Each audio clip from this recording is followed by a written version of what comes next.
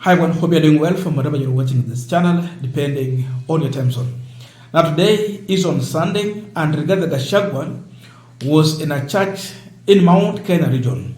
There is something Gachagua said while he was in the church, and he talked about the politicians who keep on lying to the people, that you are fond of lying to the people, and the people are just silent.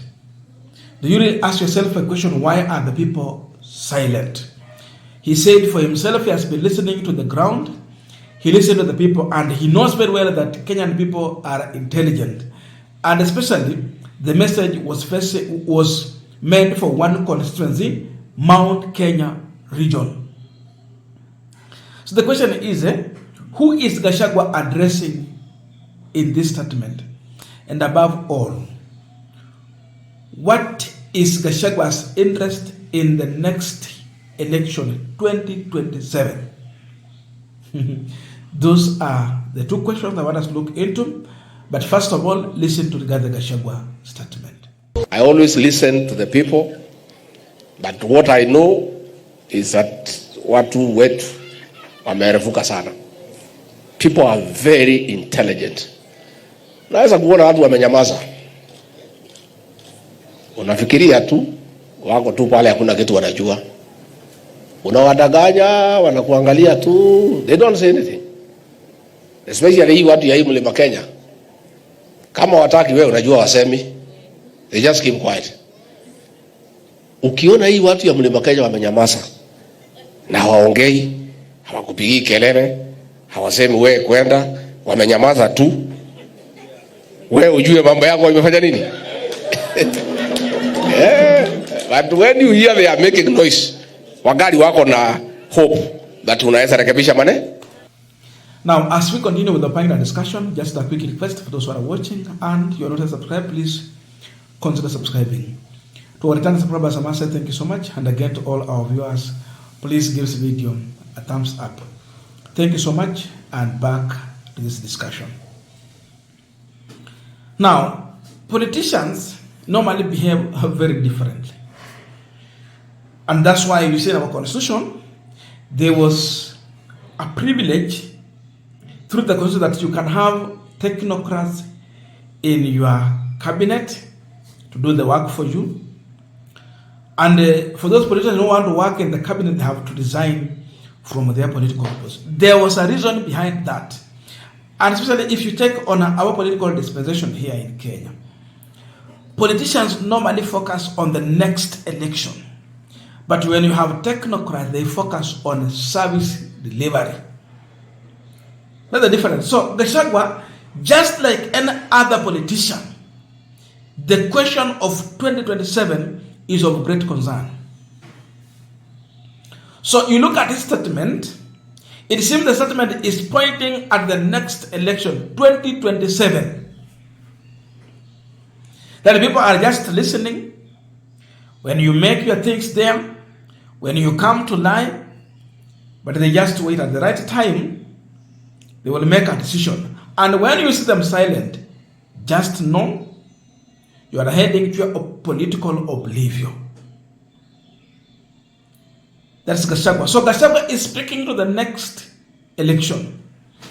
And truth be told, in the current political environment we have in this country today, you know, Gachagua is one man who has found himself between a rock and a hard place.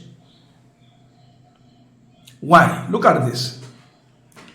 UDA party, through the party leader who is the president now, Mheshimiwa Ruto, he said in the next election, they are considering to have a female running mate, so that they will be embracing the issue of gender parity rule. That at least they have to embrace women leadership. For that matter, what are you telling Gachagua? Because Gachagua also, as a politician, he has to focus on the next election, that we will have a female running mate. So, in this equation, Gachagua is nowhere in the UDA party arrangement. Unless if you want to become a minister, you campaign and wait for appointment by William Ruto, who can also fire you at any time. You know, people like Mudavadi and the rest, they work at the mercy of the president. But with the position of deputy president, it is protected in the constitution. He has no authority to fire you. He can only just initiate your impeachment, maybe, or support through that. But the president has no power to fire his deputy in Kenya, because our constitution does not give him such powers. So Gachagua is asking himself, kutakuwaje? Now the Ruto pointed at having a female running mate. So because of this, he has to prepare. What next? Another scenario, and by the way, before I go to the next, and on UDA issues, female running mate. Then we saw governors having their meeting. In fact, it was female governors. They had their event in Machakos. And they are endorsing one of their own, Anwaiguru, who is serving second term, to go for the higher seat. Hata wakimendorse wasema aenda for presidency, we know the target is at the running mate. So if Ruto will have a decision to have a running mate from Mount Kenya, it might not be Gachagua, but maybe Waiguru. A possibility of that. Remember, Waiguru is serving second term. Now, that on aside, come to the next question here. The ODM factor. ODM is now on the table. If ODM is going to work with William Ruto to the end, there is nowhere someone can give you 84 members of parliament free. Hata wabunge wa Mount Kenya wote hawafiki 84. They are not. And all of them are not in UDA. Hakuna mahali mtu atakupea chama chake na wabunge 84. Wako na masenata karibu 20. Wako na magavana karibu 10. No one will give you for free. So a possibility of give and take in the new union, what Kenyans are calling unholy union between UDA and ODM. So ODM might be given a running mate position in the next coalition if they go together. What's the meaning of that? Gachagua factor is out because Gachagua is not in ODM. So Gachagua is also worried about that. And this explains the reason why Gachagua comes in with a statement of, if you keep on lying to the people, and they say Mount Kenya people, just know, when you see them silent, you are done. Who is a liar in this country? You go and Google, it is very easy to see William Ruto's name popping up. William Samoei Ruto. A president who lies when he's sleeping, a president who lies when he's walking, when he's everywhere he is, it is all lies and PR. So is Gachagua addressing William Ruto?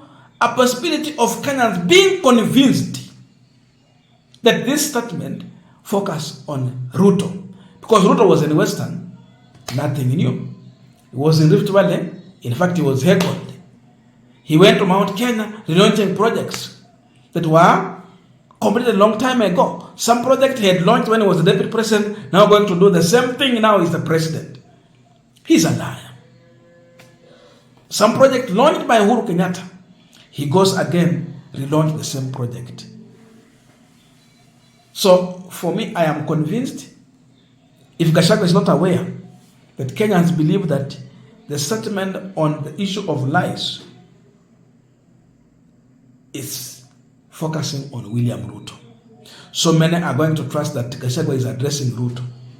If so, then we see Gachagua giving a stunning warning to William Ruto that I might not be with you in the next election, but I am preparing.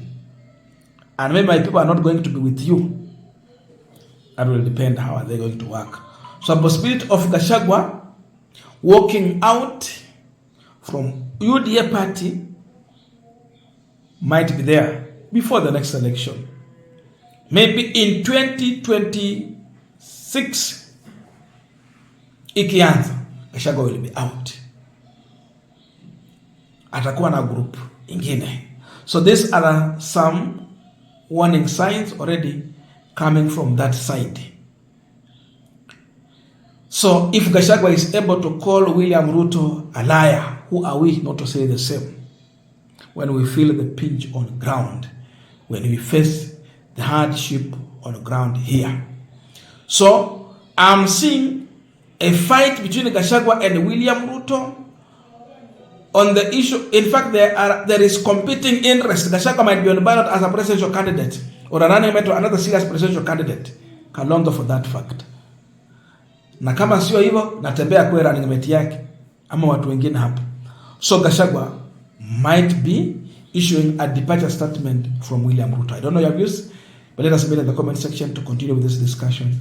Thank you so much and see you in our next video.